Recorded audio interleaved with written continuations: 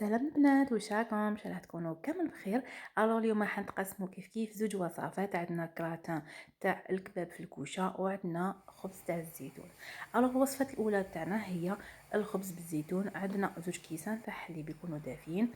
عندنا مغرف كبيره او نص تاع خميره، ومغرف تاع خميره فوالا، ومغرف كبيره ونص تاع سكر. نحركهم مليح ونخلوهم يخمروا واحد لخمس دقائق هكذاك.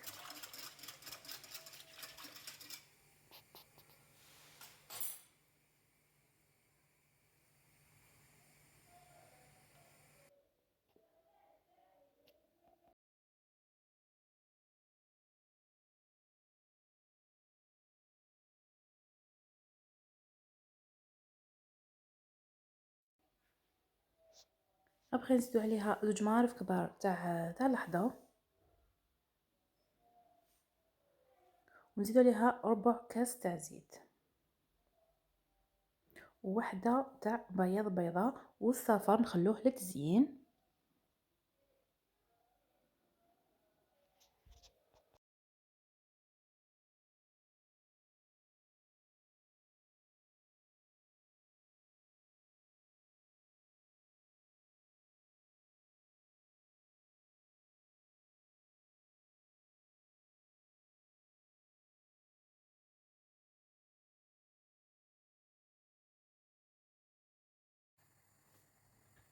ونبداو نطمو العجينه تاعنا بالفرينه تدريجيا حتى نتحصلوا على عجينه متماسكه وتلاصق شويه في اليد، باسكو الخبز تاعنا باش يجينا خفيف ما لازمش تنشفوه مليح بلا ما ننساو بيان سور الملح.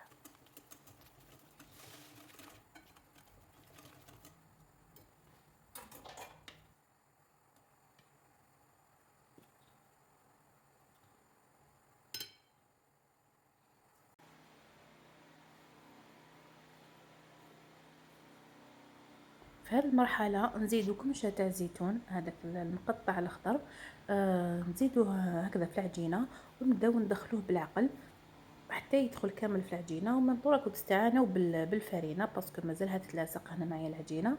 يعني نبدا نزيد الفرينه حتى نحسها راهي مليحه تلصق شويه في اليد ونحبس. فوالا كيما هنايا خلاص نخليها تخمر.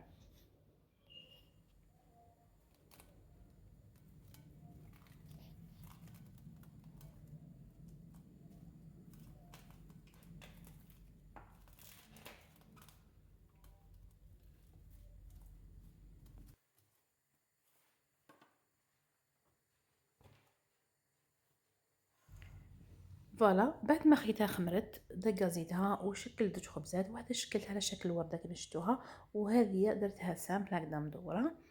فوالا ونخلوها تخمر مره ثانيه ثم نطيبوها. بالنسبه للجواز تاعنا عندنا بصل مرحي مع شويه ثوم، نرحيوه هكذايا في شويه زبده ولا سمن ولا زيت اللي عندكم. نزيدو بالدجاج ولا اللحم اللي عندكم تاني. نزيدو عليها لي زيبيت، عندنا شويه قرفه شويه راس الحانوت وعندنا شويه زنجبيل. نقليو مليح التقليه تاعنا.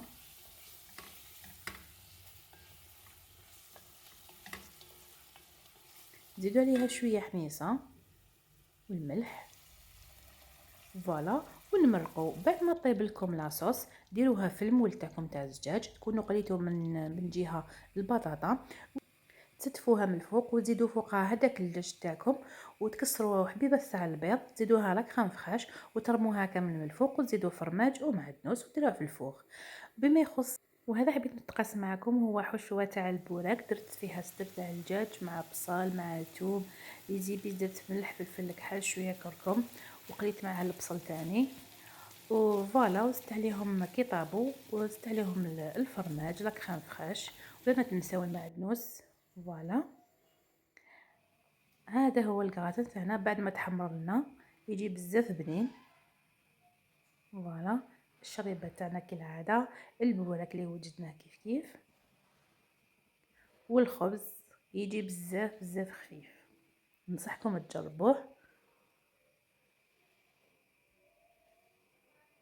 فوالا هذو هما الوصفات تاعنا تاع اليوم. شكرا لإعجابكم. الى وصفه اخرى كالعاده الى اللقاء.